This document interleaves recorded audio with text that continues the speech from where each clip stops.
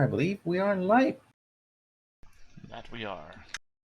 Welcome everybody to another, or shall we say, the first session of Ironclaw, the King's Chosen, with our wonderful group of people who are here playing with us. So I will take it from the way I see them on camera, from the top to my left. Theta, what's your character and your goals? I am Harmon Tordero. I am a donkey soldier, though I claim that I'm a mule because I am a mule. My motto is, you need to know that you're in for the fight of your life. My goal is to help a group that needs me. Mm-hmm.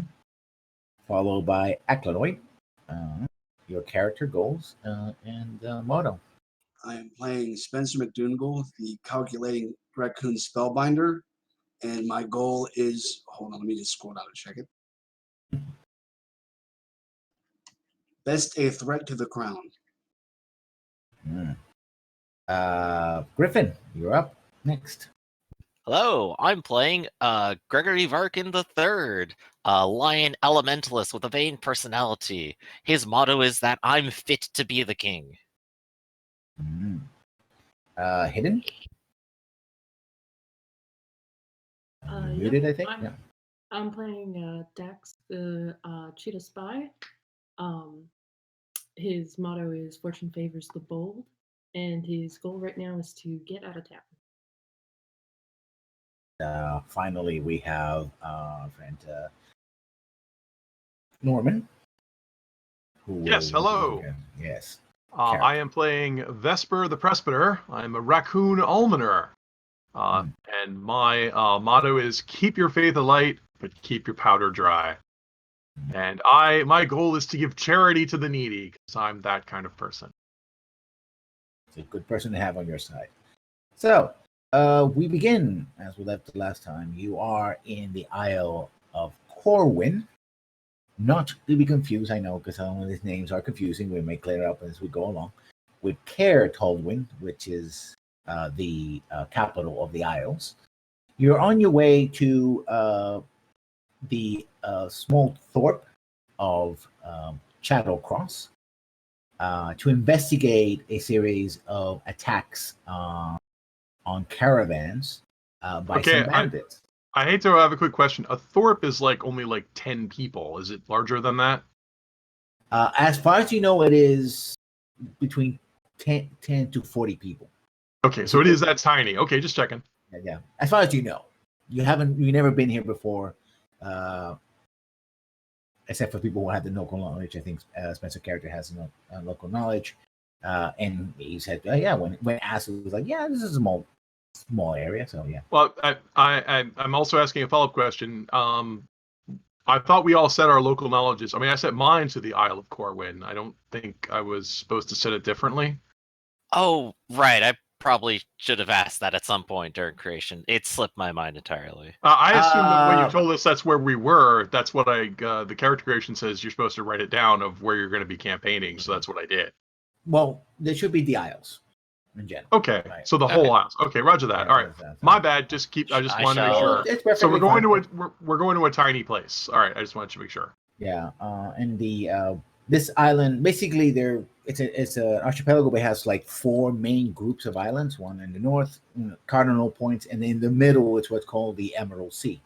The capital happens to be in the north, and you're going to the western side of things. So you are there. You're on the road. In fact, one of the things about this road is it is in fact a paved road. If anybody's visited, for example, Italy and seen the old Roman roads, right? Something like that, wide. Unlike many other roads, this one is a main thoroughfare, and you can even see where the stones have broken when all the wagon wheels and steps have hit the steps for a while. So this is an old road, centuries old, still useful and still used. In the distance, you see a group of 3 or 4 figures, and you hear this sort of drifts with the wind. All right, you have 5 minutes to get some rest. And you see some movement there.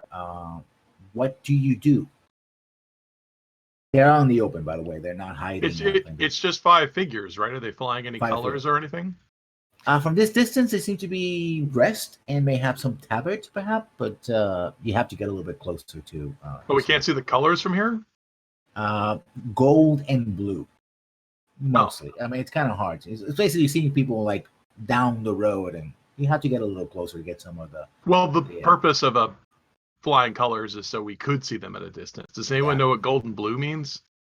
I could maybe make some type of roll for that. Yes, I it'll am be a part of minor history, nobility. Maybe I have some additional knowledge. I don't have heraldry, unfortunately, but you could hit history and minor history roll. So yeah, okay. So that'd probably be something like academics here then. yeah. So let me double check on my mind. I believe it's just a d6, so I'm not rolling too hot, but maybe someone else will know. Could I throw on nobility if it's someone I might particularly remember? Yes. Okay. Or have been informed about. So that is 2 successes at the very least for someone may have told me or I may have interacted with them, less I know them historically. Yeah, anybody who got a 4 or better, right, the standard test, recognizes the colors as belonging to the Baron Adenfort, also known as Baron Adenfort the Vain, who is the ruler of these particular lands which you're entering in. So it's like, oh, it would seem to be in the right place. As you doing all this standing there, you are marching, getting closer. What is the group doing? I will go ahead and start loudly announcing myself from a distance. Since I don't have an instrument or a herald, I will go ahead and just give a roar and then follow it up with the announcement. The party of Gregory Varkin III approaches you, Baron. We come with good greetings. And then continue our approach. One of the what seems to be the tallest and then the lead figure. As you approach, they're all equines. He's look, get up, you look, come on. And sort of they take formation. It seems to be basically a patrol of soldiers, and he kind of like scratches his ear, like he kind of heard you. And it's like, my lord, sire, please approach. We are well. He seems to be confused. Yes, of course. Yeah, and the other guys are they're dead tired, right? They're getting up. Imagine somebody who's been walking for hours or days, right? On even on this road, they're just tired. They're tired. These guys would, if you laid a cot beside them, they just sort of dive in and just fall asleep. Fully. Yeah, absolutely. So I will probably approach. I'll have like my hands behind my back, standing all like nice and tall. Maybe even like approaching or like greater than their height, once I actually get up close. I'll look them over and then I'll say, you can be at ease now. Well, right, sir. It's good that we've come across you. How has your patrol been out in this region? Oh, how are things? Please. Sire, my lord, we're just doing some basic patrol and training of these new members of the militia, sir. But I had to break them in, so to speak. Get some good marching on them, cover the roads and the like. Haven't encountered anybody, except for your party, sir. Well, we're doing this. And you hear someone in the back like, and he turns around and sharply like, stop your whining. Like, sorry, sir. Oh. And they're using, they have spears, and they're like kind of leaning on their spears, like, it's like, when we encounter anything, road seems to be clear, my lord. But we could accompany you wherever it is you travel. The next place over is the slope of a Chattel Cross, if you wish to. Precisely. As right and privilege, he doesn't your assistance then. He doesn't say Thorpe. He just says Shadow Cross. Like, right. No. So I'll say, of course, as right and privilege, then I request your assistance and gratefully accept it. You shall accompany us, and we shall deal with the problems here and forthwith. All right, sir. Information law. You move. And you see. Now, I don't believe I've gotten it yet. What is your name, Commander? Well, Stewart, sir. Sergeant at Arms, Stewart, sir. Steward. Yes. Very well, Steward. Carry on. Lead your men forward. You shall take the front, and we shall be directly behind. What they do is that he splits them side by side, so they're flanking you. Mhm. Theory, they're protecting you, but really they're just walking along because they're these guys. Of course, are of not like that. course. And he turns around and is like, well, forward then. And you march down. And about, you this is, you're told that basically it's going to be a whole day from port. The Mhm. port that you came in to the, inland. You're moving generally westward, northwest. And it's about a couple of more hours when you reach what you described as a torp. But the fact of the matter is, this seems to be growing. Like you can hear, even before, you can hear hammering and people talking loudly and giving instructions like, raise that, careful there, right? More. And Yeah. you hear hammering, like, and you see that this torp is being transformed, right? That there's literally a village is growing before your eyes. People are Yeah, it's a milling around. crossroads and it's Yeah. close to another population center. Of Yeah, course people want to be here. and it's growing. So the description of being a Thorpe, like 10 or just a couple handful of houses, Skyrim style, was like, oh, it's a city. It's like three buildings, right? It's not like that. Or it looks like that, but it seems to be growing. Like people are literally, these are the homes, for example, in British old towns and villages where the houses are one built right beside the other. So they're literally adding more additions to that as well. And Mhm. you see like a lumber yard, and you see people working with different things with stone and metal, and like you see open furnace, like people are melting stuff, maybe iron or some other metals to have create like nails on the spot. So this seems to be very busy. And he says, well, so I'm afraid the Shadowcross does not have shall we say, an inn per se. It has a tavern, but no places to sleep. You may have to talk to the Lord Mayor about that. If you don't mind, my boys and I will take a short break. So, Of course. Please be at ease then and continue your command. Could you point us the way to the Lord Manor? Which house is this? I don't think any of these are actually bigger than any of the others, are they?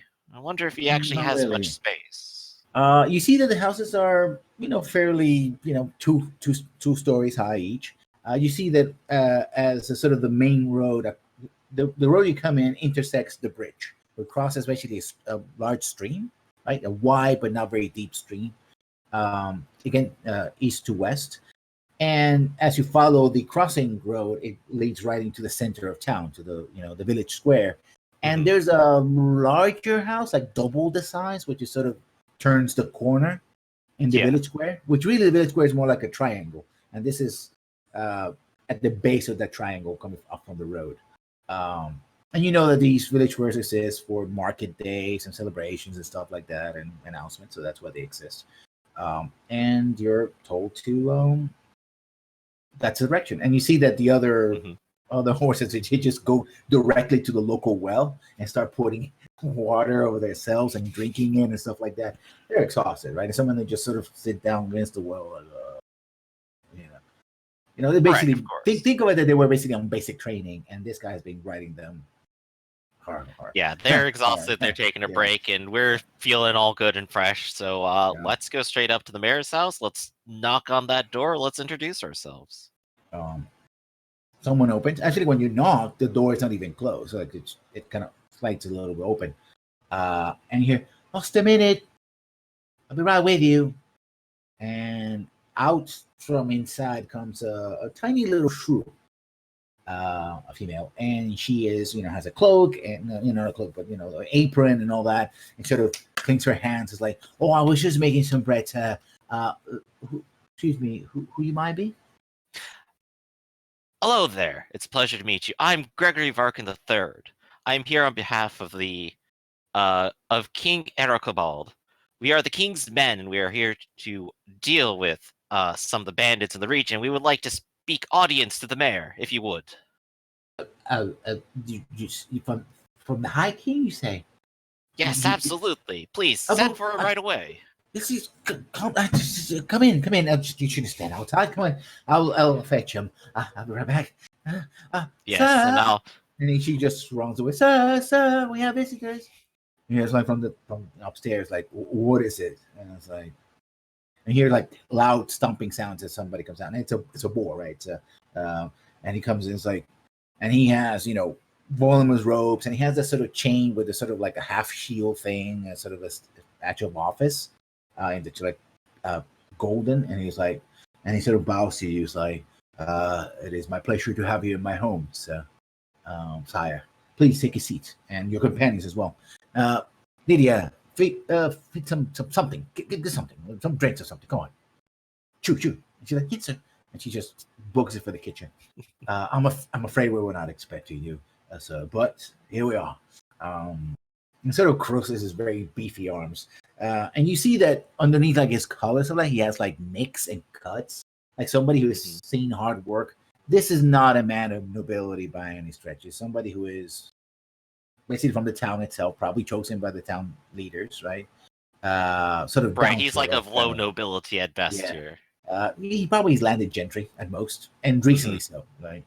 Like, well, please take a seat. You said something about the bandits, and he looks over. What does he see when he looks over the rest of the party? Is anybody sort of paying attention or looking, like doing the thing where you pick up like a cup or something and looking it over? What's going on with the rest of the party? I guess with like me being the head, he'll of course see someone who's standing fully up straight, looks big and strong, is wearing heavy metallic armor, is well groomed, and is entirely professional, at least in appearance so far. Behind him, I wonder what he sees.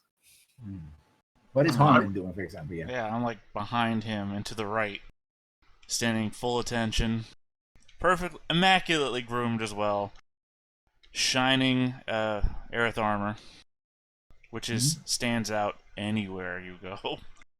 But otherwise, yeah, go ahead, Raph. Well, I have to push my way in front of you. I heard there was going to be wine. There is wine, which is brought in a pitcher of all things, not a bottle. And you see the little shrew like. Well, beggars can't be choosers. Any charity. I'm so parched. Oh yes, let it flow, please. The cups are nice. They're not they're silver, but they don't have anything complex. No. Silver? You mean they're not made of wood? I'm impressed. They seem to be so. They basically seem like she currently sort of, cleaned them. Like they don't get a lot of use, right? It's like, yeah, this is a set, right? And she's gonna apologize and feels, she clearly feels out of place, right? Like she's like, these people are here and I don't know how to handle it. She just wants to book it out of there. Like she's sort of embarrassed by the whole situation. What does Spencer do? Looking around.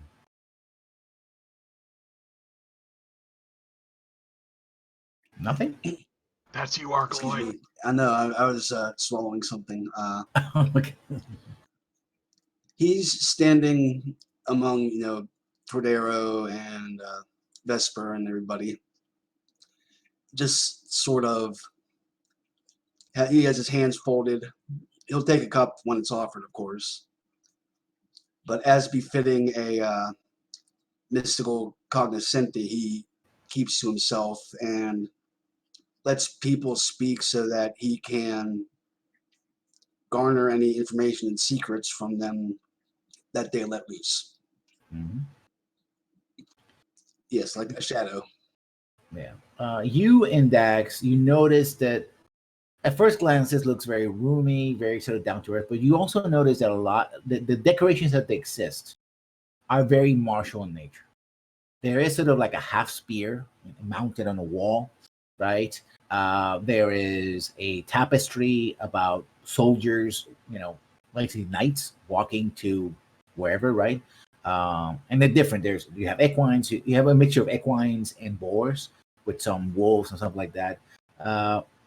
The few things that I hear are very much of someone who has spent their lives either training for or in battle, right? A veteran, a soldier of some sort.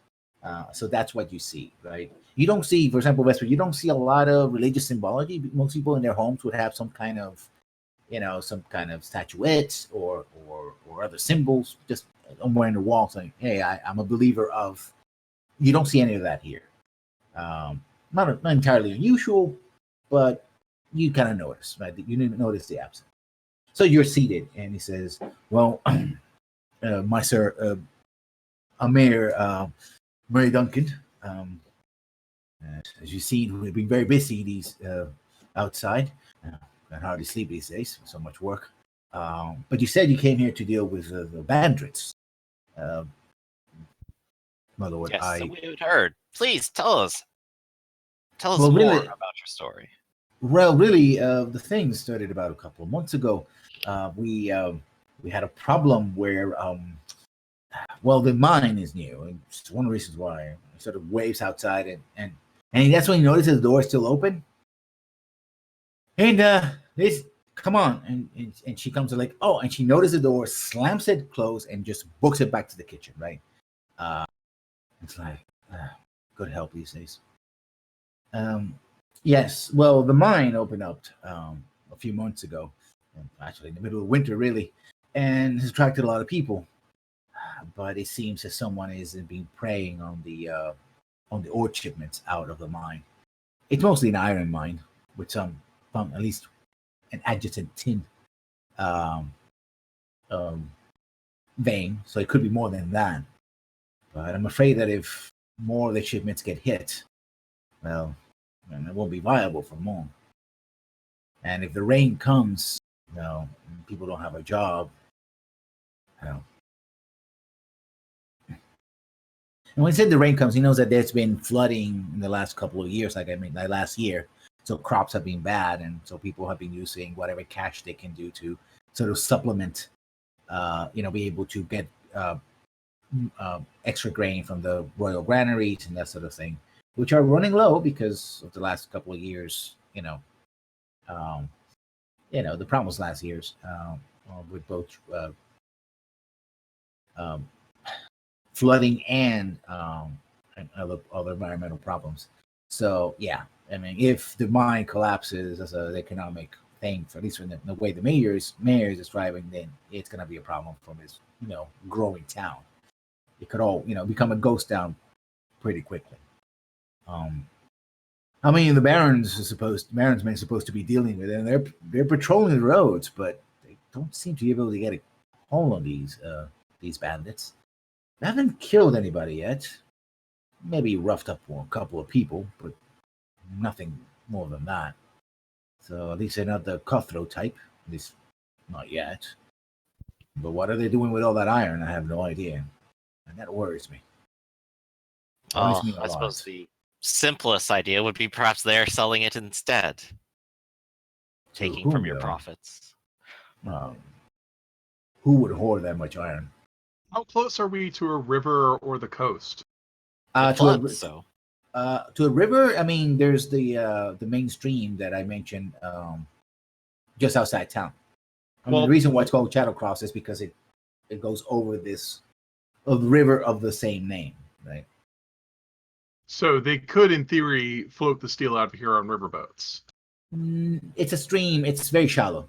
Okay, that's why I thought you said stream. So they couldn't do it by the stream. We're not close enough to the coast. They would have to do it over the road. Mm-hmm. Okay, so that makes sense. Yeah. I mean, there are also side roads as well, right? But the main road is the... Yeah, go ahead. I was going to say, I suppose I could think better on this if I had more wine. Oh, let me refill your cup then. Yes, by all means. Thank you, my lord. It's not the best vintage, I'm afraid, but, well. Any vintage is better than none, isn't that right? A toast. Yes. Since people escaped only being roughed up, are there any physical descriptions or count of the numbers of these bandits? He hems and haws a little bit and says, well, aside from the fact they wear masks,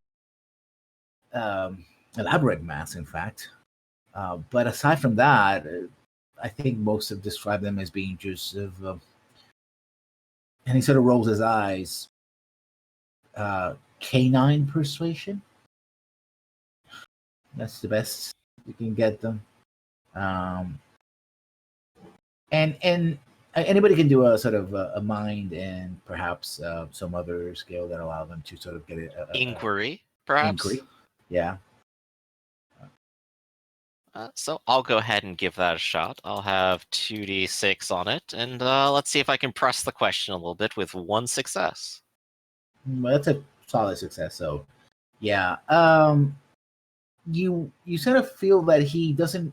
He says Canaan vaguely because, of course, the rulers here are, although the high kings and the regional kings, most of them are lions and therefore felines.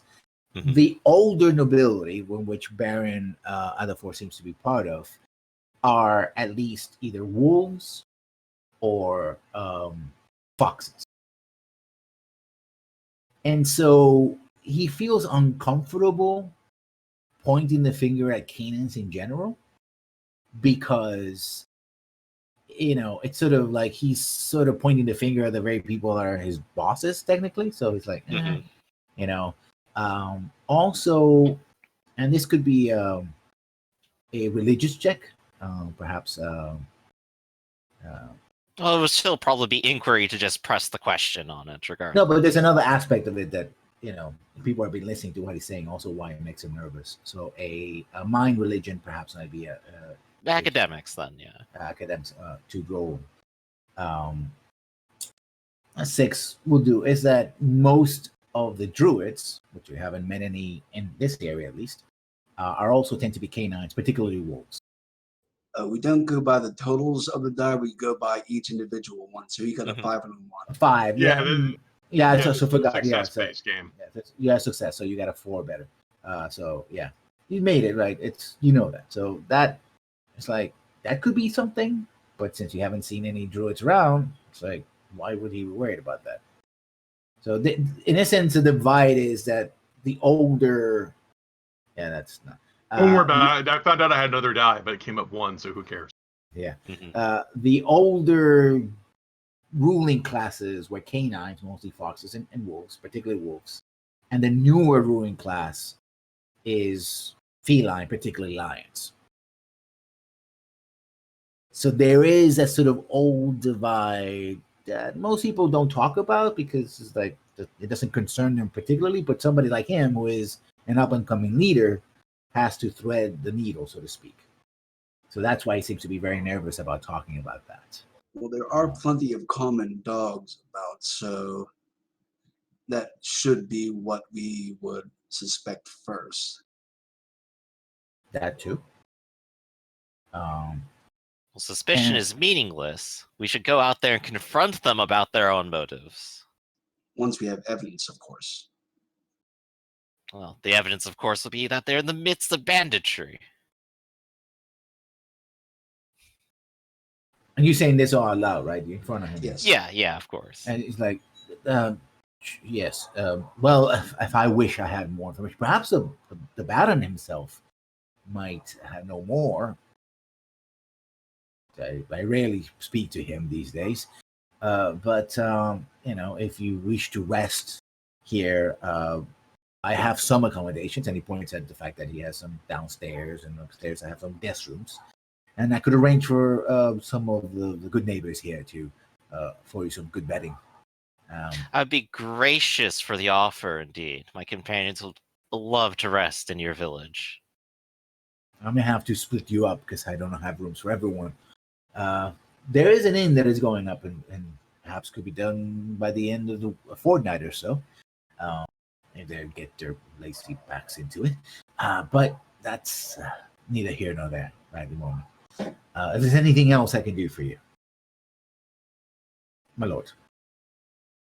I suppose only perhaps a little bit more about the bandits themselves. They do attack between here and your mine, correct? Yes. And what is?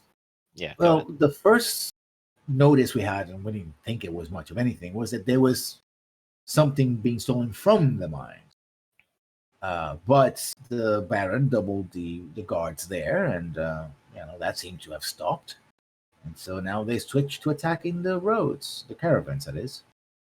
And to be honest, he's hiring more people for the militia, but he does not have enough manpower. And I see. Going- In between here and the mines, there's only the path, correct? yes, the mines are in a forested glade, so yeah, it's a I see. And of the mines themselves and the profits of it, the Baron has sent more to guard it. Does the Baron exact a tax on it? I would believe so, of course.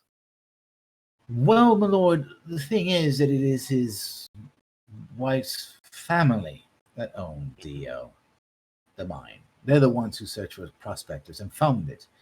So they have claimed it, and they are the Stafford family. Lady Wilmina. She actually was from a nearby town, nearby village. They were, well, they're the ones who are. I mean, so in many ways, and of course, all lands belong to the king. Of course. In theory. But yes, she has they family, the Stafford family, have the controls over the mine, and the Baron essentially controls them through whatever belongs to her belongs to him, right? More or I less. see. Very correct. I see. I understand a little bit more of the situation then. Well, what of your view? Any questions that you have?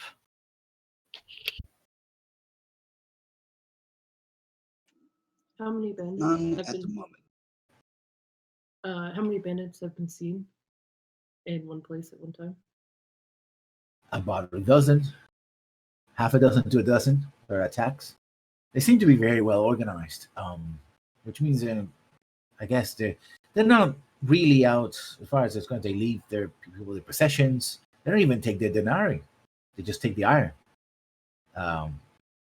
They just take the iron. They don't. They relieve the weapons if they have them, and then toss them aside. Give them time to escape. They prefer range weapons, mostly bow and arrow, occasional crossbow.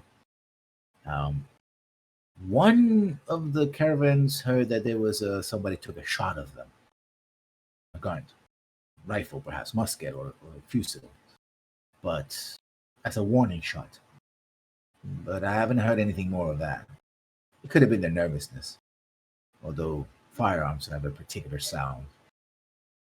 So they have those as well, at least one of them anyway. And they're more dangerous than they realize. It definitely sounds like the situation has escalated the more that we know about it. Mm-hmm. Unfortunate. So But again, go ahead. Well, so if I understand this correctly, it's a dozen trained warriors that have a base of operations that we don't yet know because they're not locals. And the only thing they take under threat of violence is the iron. They don't take any prisoners or loot, just the iron. Yes. So I do find that strange. That sounds less like the activity of bandits and more like the activity of warriors seeking to redeem their honor. That they are claiming that the iron is theirs, and that's why they're only taking that. He shrugs like, my experience, if you're looting, you're looting. But that's So, not looting. They're not, when you loot, you take the money. True. True. And if they were just making weapons with the iron, why not just take the finished product off of the caravanners? They leave the finished weapons behind. I find that quite strange. The mayor takes a sip of it. He basically hides his consternation behind his own cup. It's like he does the thing where people are drinking. It's like, I don't know what to say, so I'm gonna drink. Don't look at me. Mayor, who owns that land? Before, Staffords. No, before the Staffords did prospecting.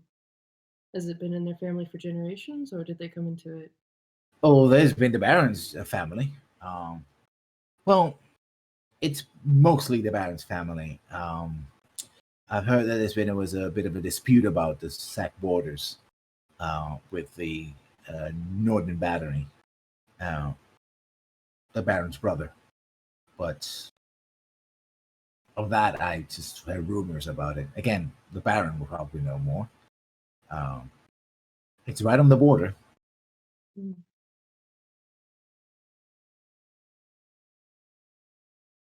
So And again, he just pours out more wine and sort of does the thing where, like, I'm better shut up because I'm way out of my depth here. I am too. More wine. He pours or something like that. He kind of Thank smiles you, when you my lord. when he actually has he actually smiles and he has a broken tusk, you know. To actually be neatly cut. So it's not that he's somebody, not so that he crashed against something. It's not somebody sort of some kind of weapon or something cut the tusk cleanly off, like half of it is like, and he sort of passes his tongue over. It's like, yeah. And Spencer finishes his cup and then puts the cup down so it doesn't get refilled.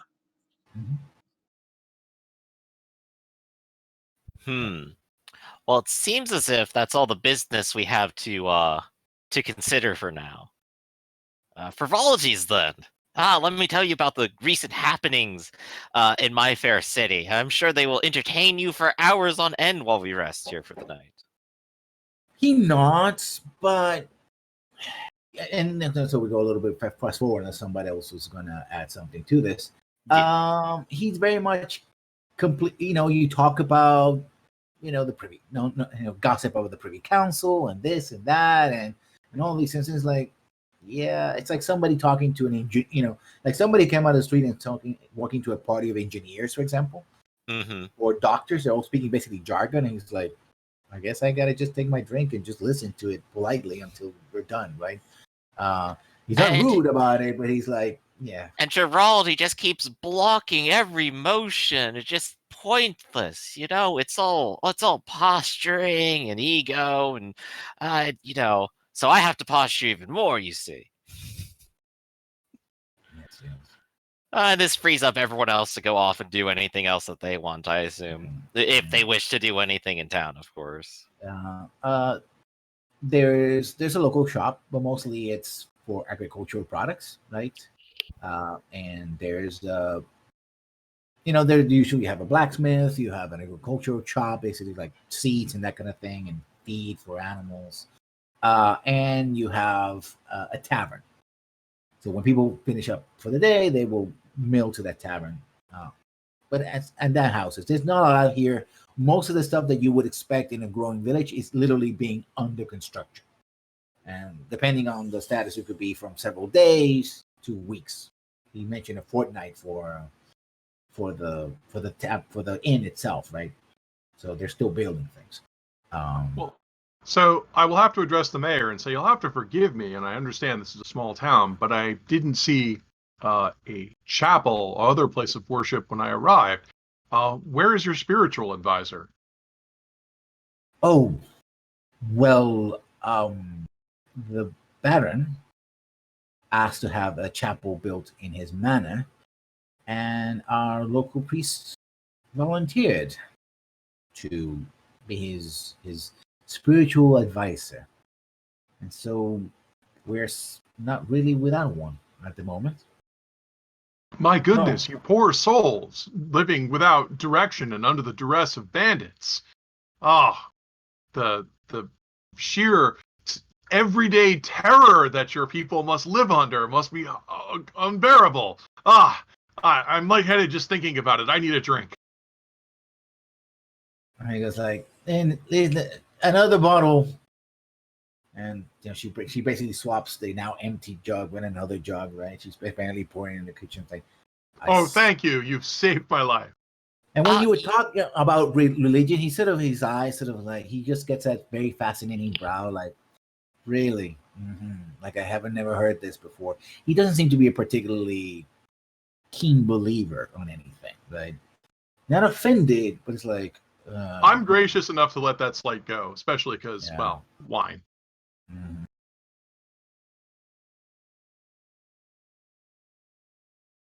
But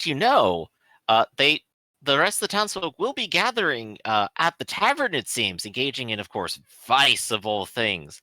It seems that if you would wish to spread your holy word, perhaps we could move our drinking there, at which point we can, you can show them the true light of your ways.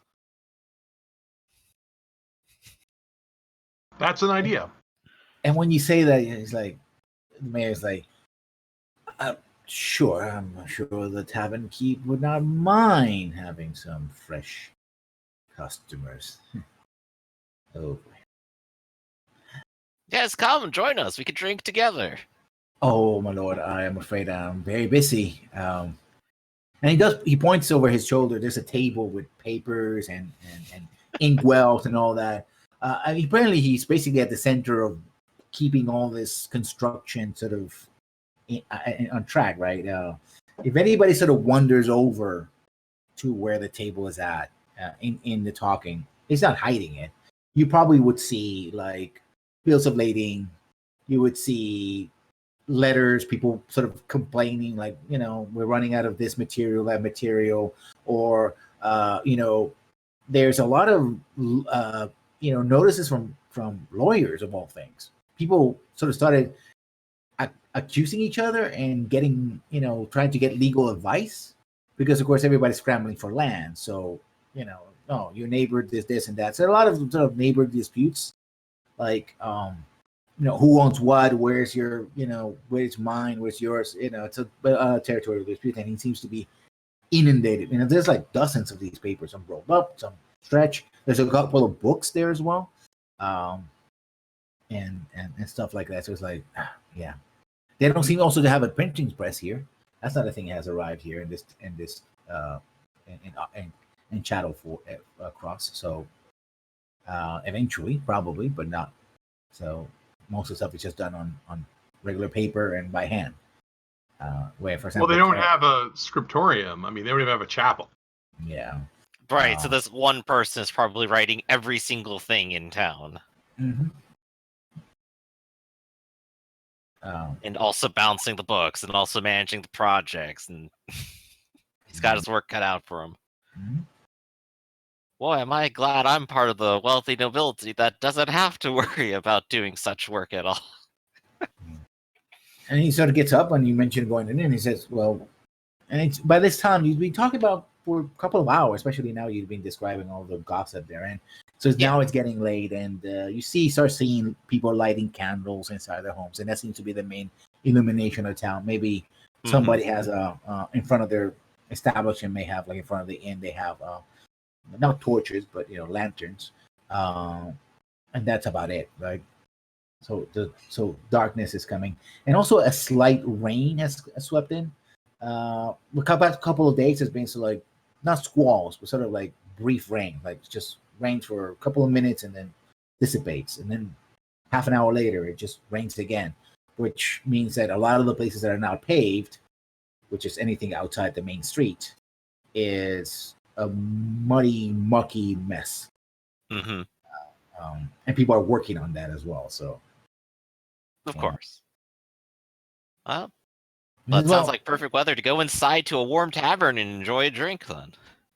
Loda, just down the street, near the bridge itself, there's a tavern. Wonderful. I shall see you again in the evening. Yeah.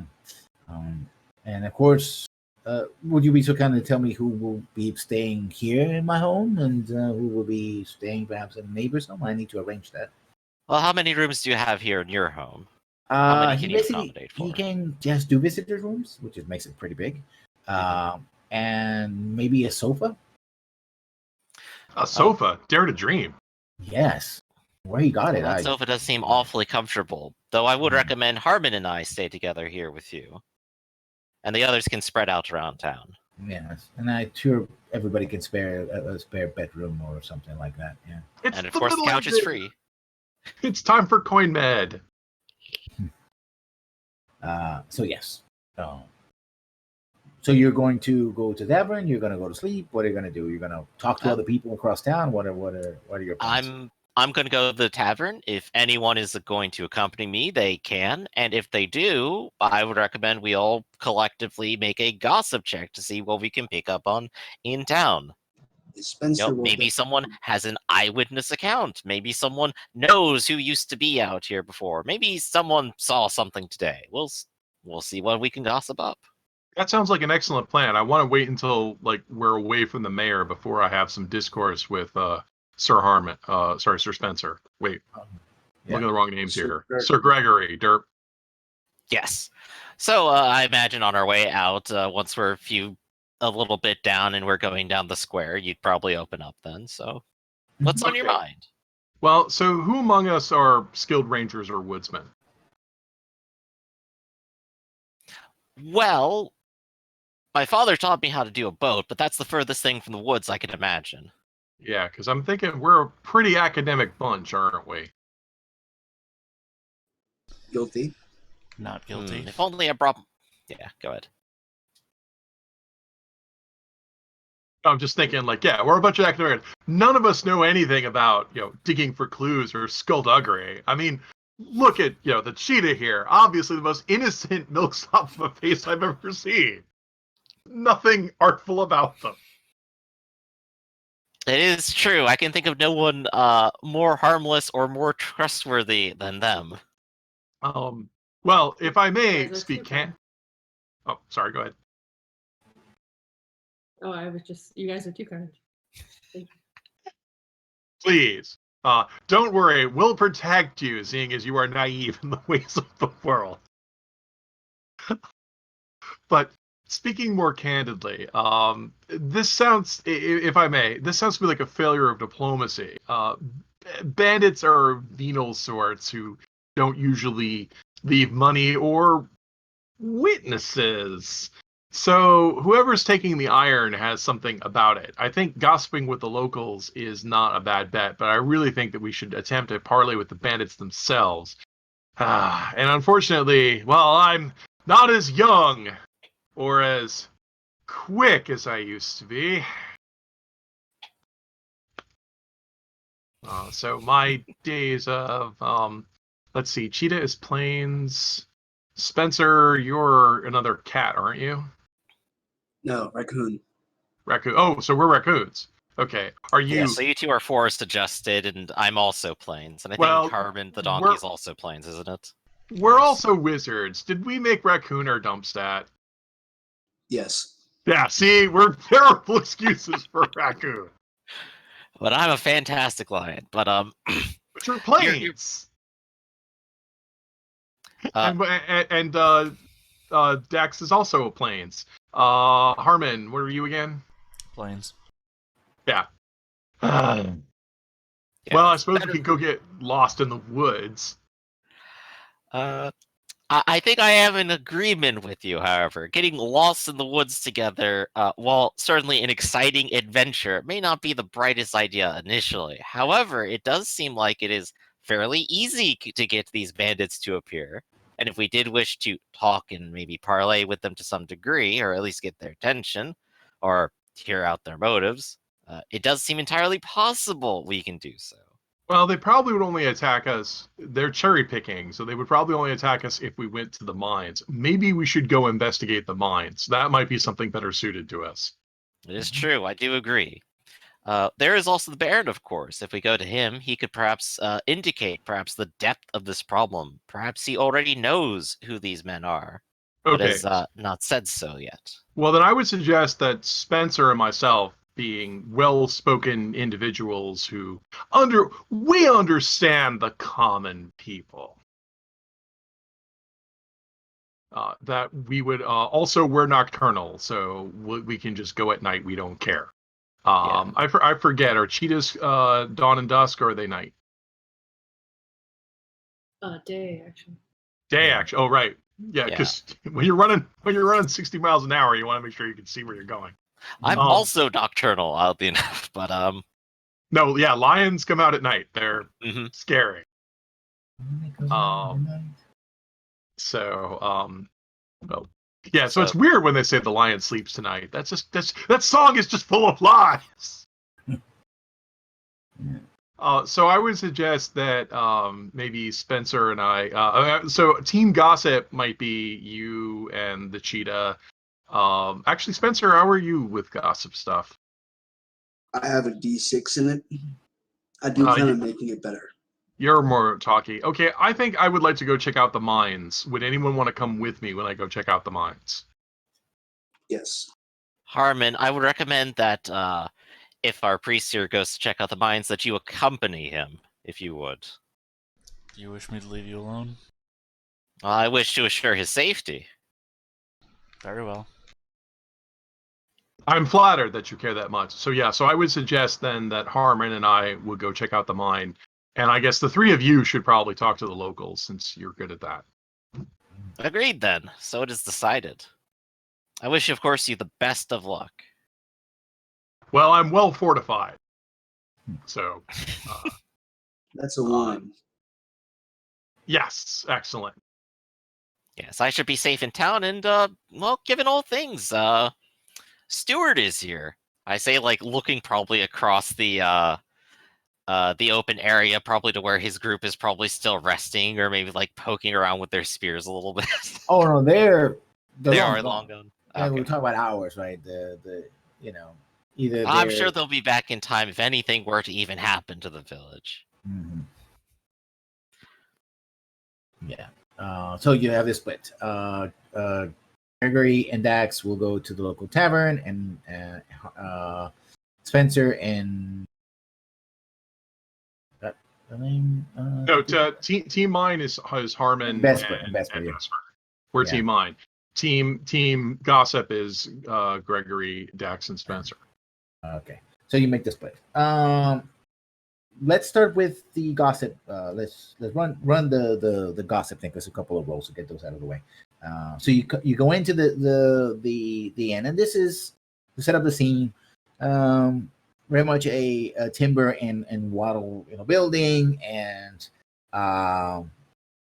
this is working class folks, right? All the people that are working outside now, they're inside getting blasted and drunk, from the spending their day's wages, and they're like, they're just having a good time as best they can. Apparently unaware of the problems that are going. At least they don't seem to be talking about it out loud. Behind the counter, you have a pair of rodents, or rats. They're the ones who own the establishment, and they're handling drakes, and and there's a mixture of people, like different species here, mostly boars, dogs.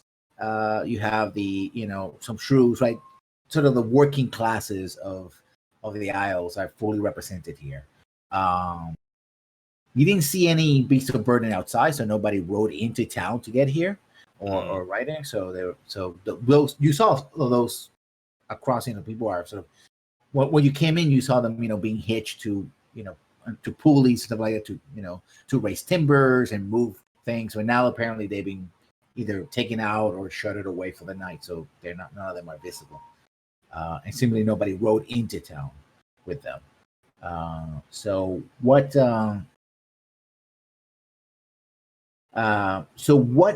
is your focus on your gossip rolls? First of all, who's going to make the gossip roll? Who's going to lead it? And what's your focus? Yeah, I'm going to go ahead and be the assistant. So whichever of you two chooses to be the leader should go ahead and choose what kind of questioning you're focusing on. Mm-hmm. I'm here to be personable and come drink with my friends. They'll enjoy your company. Mm-hmm. All right, well, I have D8, D6 total in gossip, so I'm open to suggestions, but we can ask about who's seen the bandits, or what, if they're common dogs, if they're wolves, are they vulpine of any sort? Right, Yes, and to clarify for folks who might be new to this, so if Spencer's the main roller, they would roll all of their dice, and anyone who assists can add an extra die if they're successful to Spencer's roll, thus giving Spencer one big roll. But you could split off and do it separately. That's kind of a bigger deal because Dax is a spy, so does Dax want to assist, or does Dax want to do their own inquiries? Yeah, Dex might split off, go join if anybody's playing cards, and just see what other info he can gather. All right, so you'll take a separate tack, and I'll be working with Spencer then. So Spencer, I'll go ahead and roll to assist you. And lessons. So what would you say the role would be? Will gossip, I would probably say. Right? Yeah, we'll gossip. Yeah, because what you want to do is not merely you want to impose on people. You want them to open up, right? Yeah. You want them to Spencer, trust in you. Yeah. Go ahead. I'm a team player, so you'll have a additional D12. Nice. Excellent. Yeah. I work great with other people. Focus on me, but really pay attention to him now, by the way. Mm-hmm. So we have a 6, and that gets you a 12. So Here comes my roll. 3 successes. That's wonderful. mm-hmm.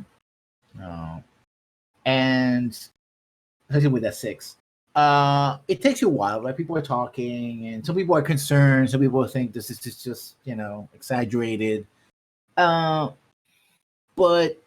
you do get the sense that the reason why people are sort of dismissing it is because this is sort of a boon that has happened, right? This is a new thing, a new economy. A lot of people were worried about their crops and their and other things, but now with the new mine coming in, it's a new source of income. More people are coming in, so there's a feeling of being a boom town, right? An iron boom is supposed to be a gold or silver boom, and that means that people are concerned, but they don't they don't know this. Apparently none of them know the specifics of what the mayor knows, right? At least the people you heard. And some people are concerned, but some people kind of boastful, like somebody said, well, they come after me, I have a very good knife. And he sort of points at his belt, and he has very long, basically sort of like a kitchen knife. I'll gut them real quick. They're not gonna mess with me, and stuff like that. So the feeling that you get in the room is it's a boomtown, right? And so people stealing is just part of that process, right? There's a lot of people playing cards as well. So to Dax, but at the edges of that, you do also feel like there's concern, right? And if it continues, and especially people are more concerned about this being another flood year. Mm-hmm. That's what's really people in their mind. And you keep hearing rumors about nobody seeing the High King. People are talking about the High King being sick, and they, that again, that idea of if the High King is sick or something's wrong with him, then something's going to be wrong with the land. And one of them sort of mentions the following. Well, and I get he's in one of the tables, and it says, "Well, I heard that there's this funny thing that runs beside the mine nearby. My second cousin, said that he heard a rumor from the druids that we got to be careful where we dig. Some kind of lee line or loo line or something nearby. I'm not really sure."